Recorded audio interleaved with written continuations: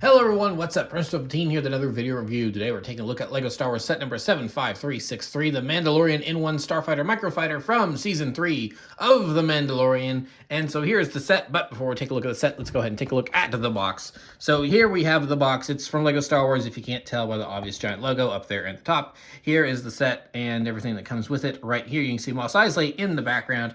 So here it is, flying around, being a ship. And then here's all the information you need to know about it. It's for ages 6 and up. Of course, that's just suggestion. Heck, put that on there. 75363. It's the Mandalorian N-1 Starfighter Microfighter. It's 88 pieces, and it's a building toy in several different languages. On the back, here is everything that the set can do. Here's the thumb flap where you open it up. It has a stud shooter. Here are the thumb flap. Does not want to close again. Whatever, who cares? That's what it looks like from the other side. Here are your minifigures that are included. You can go to Lego Star Wars, or lego.com/Star Wars with your parents' permission, of course, and Disney. So, yeah.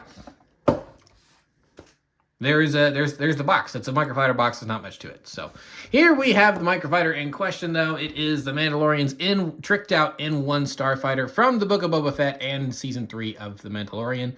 And, yeah, as Microfighters go, this is pretty cool. This is pretty cool. It's not, now Microfighters always take liberties and they're not always the most accurate looking and stuff, but this one does look a little wonky-ish to me compared to some of the others. Like they've clearly made some, they've clearly had to make some adjustments and everything. It's so in terms of the build, this is not the best looking Microfighter in the world to me anyway. I don't really think, it's like I said, they always, they're always in the more chibi format. They're smaller. They take liberties, but it's like this one I'm just kind of more meh on the build.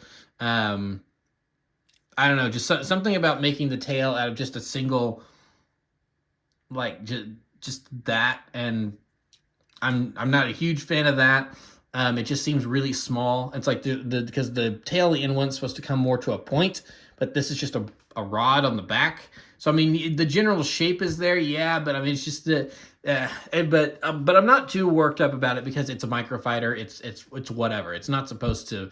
It's like if this were an actual set, like a large scale set, like the actual N-1 set, I would maybe be a bit more gripey about it. But I mean, it's a Microfighter. Who really cares? You're probably getting this from the minifigures anyway. So yeah, here it is from the front. It does come with some stud shooters. Actually, from the front like this, it actually looks a lot like the Razor Crest, which is funny considering both are associated with the same character. So you can fire off the stud shooter just like so. If it wants to, oh, there it goes. Whoa, that one really flew. I don't know if you saw that. So you can just put the stud right back in and reload it. And of course you get a bunch of extras in case you lose that. So yeah. So that's pretty much it for the build itself. So now we'll look at our minifigures, starting off with the new Mandalorian minifigure, the new Djarin. So believe it or not, there's actually changes here that are different from the last couple versions that have come out from this guy. So obviously he's in his shiny Beskar armor that he wears for the majority of the series. He's, you can see that there's the little Clan Mudhorn symbol right there on his pauldron. So there's just lots of nice detail on this guy. But for the first time, the helmet is new. The helmet's different. They've trimmed up the visor a little bit, so the visor's a little bit thinner like it's supposed to be. And then they've at least halfway, and I wish they went all the way with this, but they've at least halfway given him that little thing on the top of his helmet, that crest that on the actual prop from the costume actually goes all the way across. And then they've added in just a little bit of darker coloring there to really add in that definition of how far in the cheeks go on this helmet. So I do appreciate them doing all that stuff with this new version of the helmet. Now, of course, this version of the minifigure first came in the UCS Razor Crest set. So like the Captain Rex figure, I'm glad to see this minifigure make its transition into a Microfighter. So he's easier to get a hold of just for that little extra accurate details.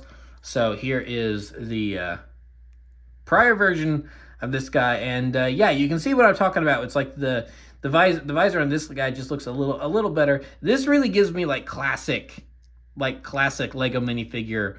It's obviously it's all printed, so it's not quite the same, but this almost gives me like original Lego minifigure Boba Fett vibes with how wide that visor is. So it's like you can really tell the difference between the helmets here. Now the printing on the body I think is pretty much exactly the same. If there are changes, they are minuscule in nature and not really obvious. because I've looked at these two guys next to each other, and they look near identical in terms of the printing on the chest and the arms. So I'm not really sure there's a whole lot different there. But the helmets are really the big deal. The helmets are where there's really differences. So, but besides the helmet, there is one other difference with this guy compared to prior versions of Din Djarin, and also this one comes with a jetpack, not a cape. But the other big difference is that he comes with an actual Pedro Pascal face. Hey, look at that! It's not just a black minifigure head anymore. So yeah, there you can have your moment where he's lying there, because the facial expression here really reminds me of the end of season 1, where he's lying there bleeding out and IG-11 is healing him, and it's like, you have damaged our core processor. It's like, you mean my brain? It's like, yes, that was a joke. I'm a nurse droid. I'm programmed for humor now. So yeah, really appreciate that they actually give him a face now. In the early days, it made sense just to give him the regular black minifigure head underneath, but I think he's been in sore need of an actual minifigure head for a little while, so I'm glad that they finally gave him one. So now, of course, like I said, I'm pretty sure the head came in the Razor Crest UCS set, but I'm glad it's transferred over here. So here we have Grogu. He's pretty much the exact same as he's always been, just a teeny tiny little figure here with the big green head. We'll just put him in Din's hand, and there we go. So also there's a little blaster pistol there, and yeah, that's pretty much it for the set. It's just a cute little microfighter that comes with a slight update, cheap, easy way to get the updated Din Djarin minifigure, and a Grogu if you didn't have a Grogu somehow. So, but yeah, that's pretty much it for this set. So I would simply, it's a microfighter. It's hard to not recommend microfighters. Like I said, I wish the build of the N-1 could have been just a teensy bit better, but I'm not really going to pitch a fit over a microfighter. It's a microfighter.